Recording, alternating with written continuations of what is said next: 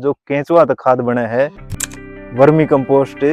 ये अपना जो वर्मी कंपोस्ट बनाने का तरीका है ना जी 3 तरीके से है। पहले गोबर को ठंडा करें। गोबर ठंडा करो। गोबर में मेनली क्या है कि केचुआ जब उसके अंदर जाएगा जाते तुरंत मरे।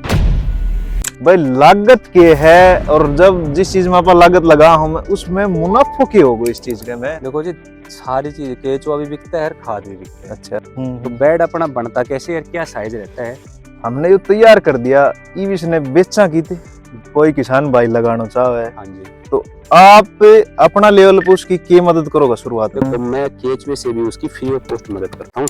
भाई लोगों ने डांगर तो रखना छोड़ दिया कि गोबर कितनी लेके आवा।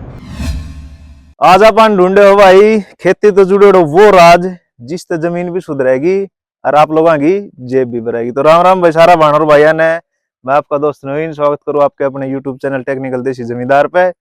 और जैसा कि मैंने बताया जमीन भी सुधरेगी और जेब भी भरेगी। बात करांगा हम वर्मी कंपोस्ट यानी कि केंचुआ तक बनने वाली खाद की। और भाई इसी क्रम में आज हम आया हाँ धड़ौंदा गांव में जिसने वैसे तो धड़ौंदा गए हैं और लोकल भाषा में धड़ौंदा गए हैं कनीना कने अपना भाई साहब मास्टर जी के पास जिसने वर्मी कंपोस्ट की यूनिट लगा रखी है। इन तक बात करांगा और भाई इन तक जानागा सारी इसकी बात भाई ये यूनिट कैसे लगा है के कुछ हो है जो भी है। तो भाई राम राम जी भाई साहब। राम राम मास्टर जी। भाई टेक्निकल देसी जमींदार देखने वाला दर्शकों ने भी मेरी तरफ से राम राम। मैं दीपक गांव धड़ौंदा जिला महेंद्रगढ़ का रहने वाला हूँ जहाँ मैंने वर्मी कंपोस्ट की एक यूनिट लगा रखी है। तो जी आपकी जो आपने ये यूनिट लगा रखी है हाँ जी तो आप इसका बारे में यह बताओ हमारा दर्शकों ने किसान भाइयों ने भाई यह यूनिट लगाने में कितनी जगह चाहिए कितना खर्चा हुआ है।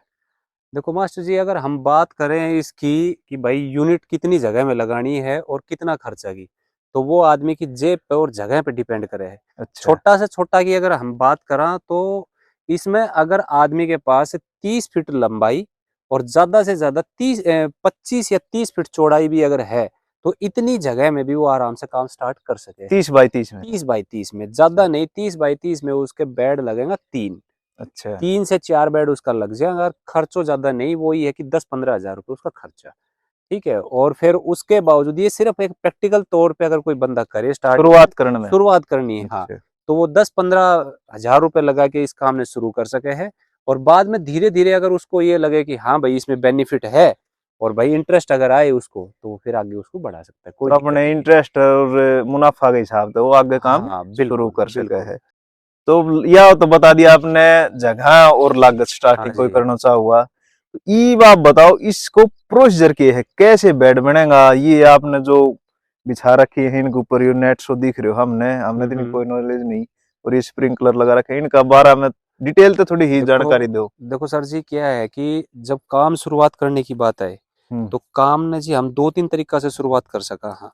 हाँ जी ठीक है एक तो जो मैंने आपसे बताई वो तो नॉर्मल प्रैक्टिकल बेस पे हो गया। फिर अगर ज्यादा बड़ा करना चाहे बंदा तो बड़ा कर सकता कोई दिक्कत नहीं है। करने का प्रोसेस ये है कि सबसे पहले तो रिक्वायरमेंट पड़ेगी इसमें गोबर की। अच्छा ठीक है जी हाँ, और साथ में जमीन मैंने बताई दी कि भाई छोटा से छोटे की अगर बात करें तो 30 बाई 30 की जगह मैंने बताई आपको। ठीक है जी गोबर की रिक्वायरमेंट पानी होना चाहिए जी मीठा।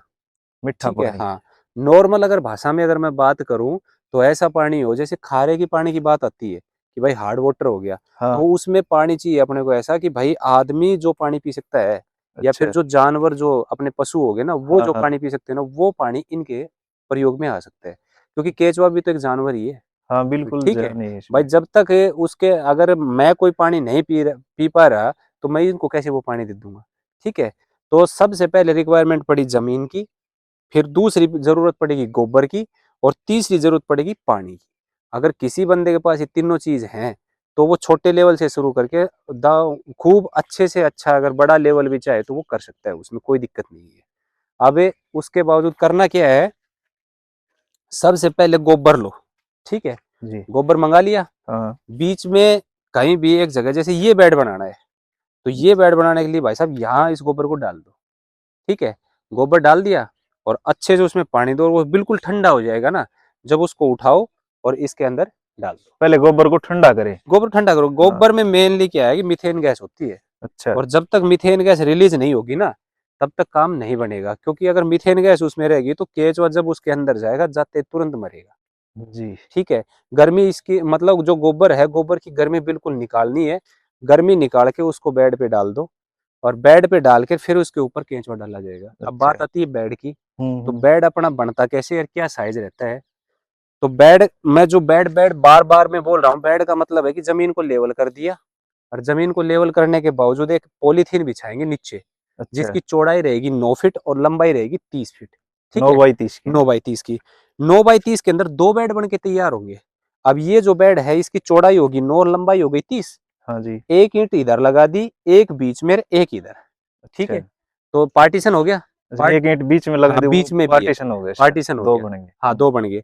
अब एक बेड का अगर साइज की बात करूँ तो 9 फीट लंबाई रहेगी उसकी, लगभग 3.25 से 4 फीट उसकी चौड़ाई रहेगी। अच्छा। ठीक है, ईंट कैसे लगाइए एक बार ईंट देखना। अपने जो 4 इंची दीवार आती है ना, बिल्कुल उसी हिसाब से लगा रखी है ये, बस इसी अच्छा। तरीके से कि भाई गोबर है वो नीचे नहीं आए, और हम्म। साथ में जो केंचुआ है वो निकल के बाहर नहीं आए। जी, बस समझ इस गए। हो गया। फिर हम क्या करेंगे, गोबर इसके ऊपर डाल दिया और केचुआ डाल दिया, और केचुआ डालने के बावजूद ये जो नेट है ये नेट डाल दिया इस पे। अच्छा। ठीक है, नेट ये फिर एक तो वाइट है, एक ये जो ग्रीन दिखाई दे रहा है देखो आगे। ग्रीन नेट का फायदा है कि वो जो डायरेक्टली सन रे आती है ना, अच्छा उसका अच्छा। फायदा है कि भाई उसको जाने नहीं देगा अंदर। ठीक है, और ये हम्म। ग्रीन, ये जो व्हाइट कलर का नेट है ना, ये मैं स्पेशल डाली है। यहाँ एक आता है पक्षी, नॉर्मल भाषा में बोलते हैं कुड़दांतड़ी, जो हाँ हाँ। पुराने टाइम में चील थी ना, हाँ हाँ, चील की पिटाई तरह हुई इतनी है। लंबी वो चोंच है। जो मरोड़ा जानवर हाँ खाती हाँ, रहे। बिल्कुल वही। हाँ हाँ। तो वो सीधी इसमें डालेगी चोंच और केंचुआ निकाल देगी। ये हार्ड बहुत, जो अपना नॉर्मल नेट हाउस खाता है ना, अच्छा वो अच्छा। है ये। हाँ हाँ। तो वो सीधा इसके अंदर वो डायरेक्टली नहीं डाल सकती। फिर जब ये डाल दिया ना, हम्म। अपना बन के तैयार हो गया ये बेड। अब बेड बनने के बावजूद लगभग 40 से 45 दिन होंगे ना, हम्म। जब ऊपर की जो लेयर है वो बिल्कुल जैसे चाय की पत्ती होती है ना, अच्छा अच्छा। ऐसे बन के तैयार हो जाएगी।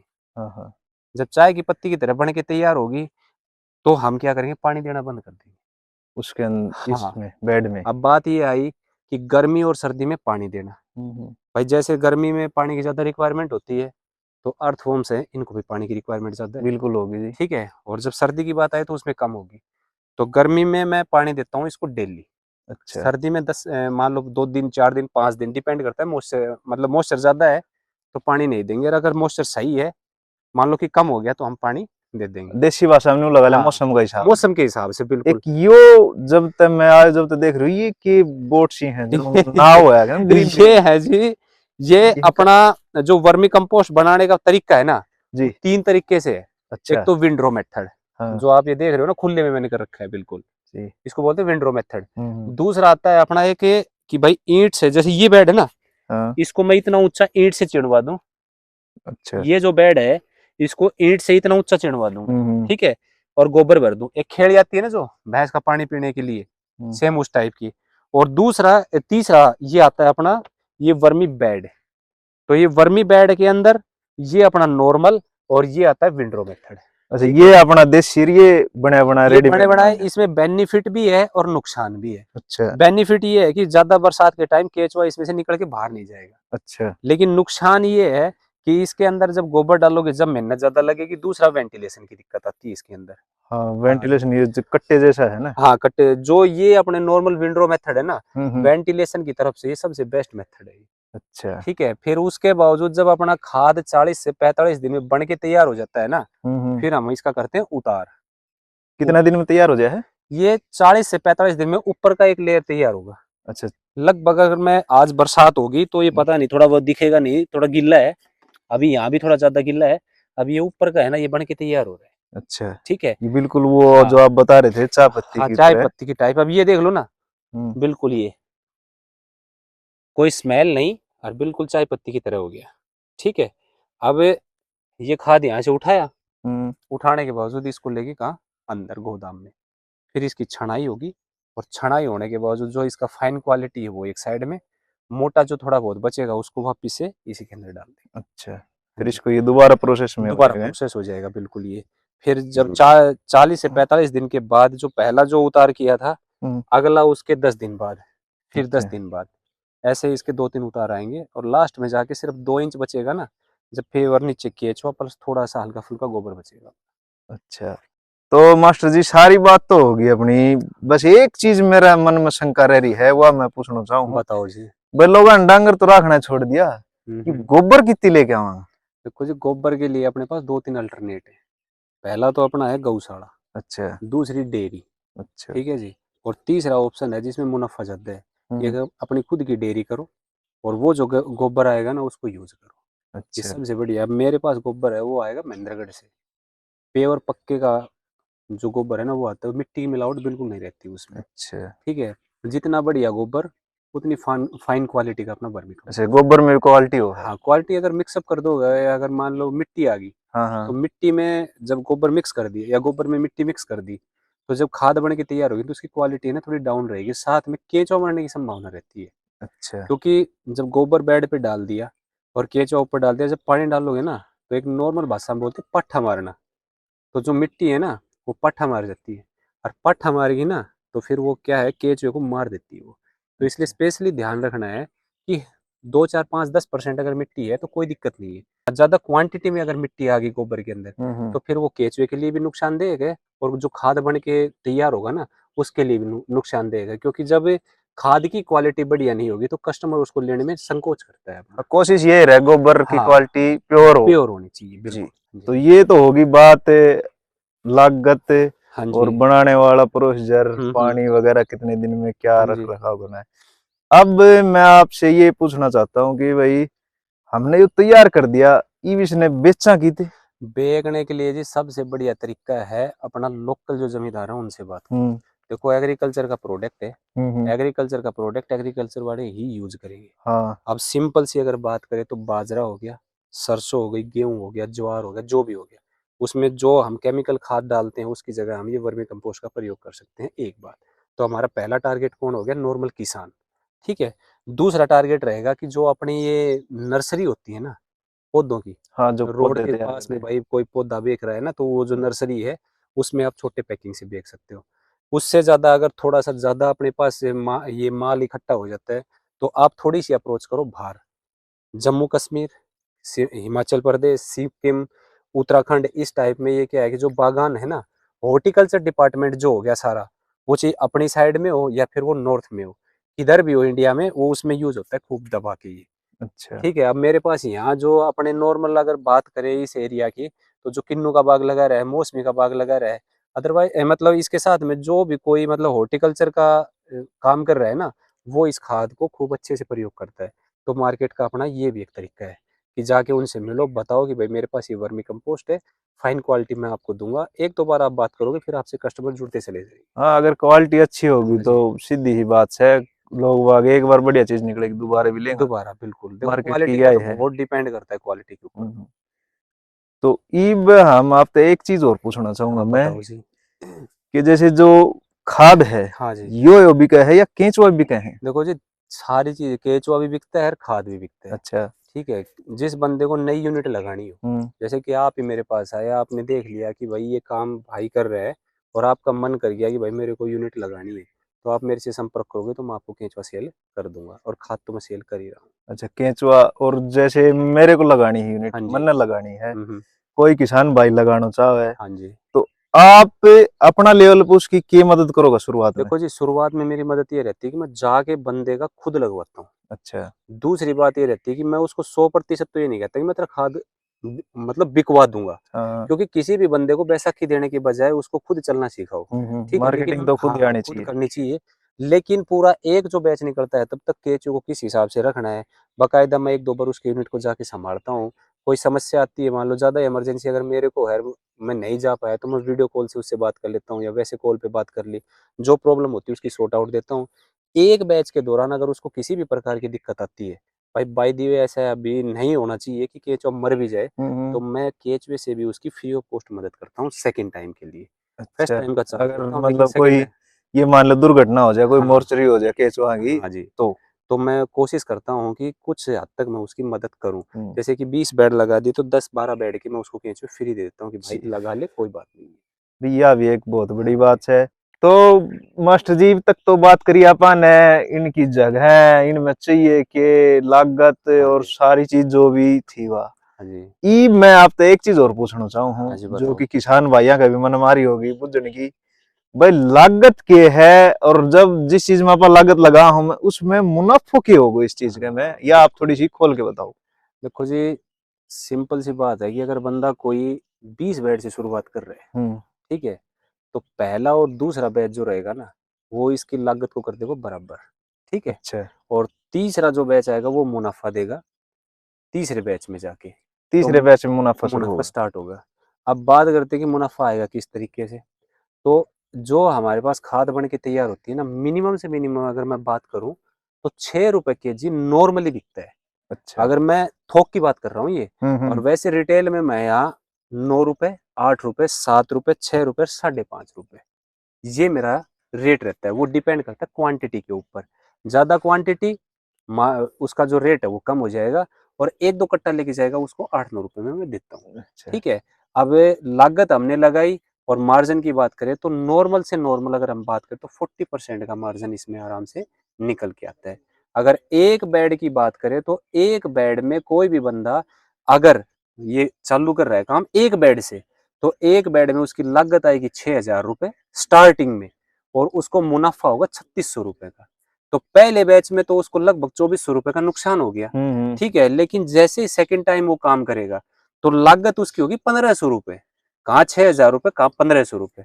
1500 रुपए की मैं बात कर रहा हूँ किसकी, कि गोबर लगेगा और लेबर लगेगी। केचुआ घर का हो गया, हम्म। नीचे यूज कर रखी पॉलीथीन वो घर की होगी, चारों तरफ ईंट लगा रखी है वो घर की हो गई, और भाई ऊपर जो ग्रीन नेट वगैरह डाल रखा है वो घर का हो गया।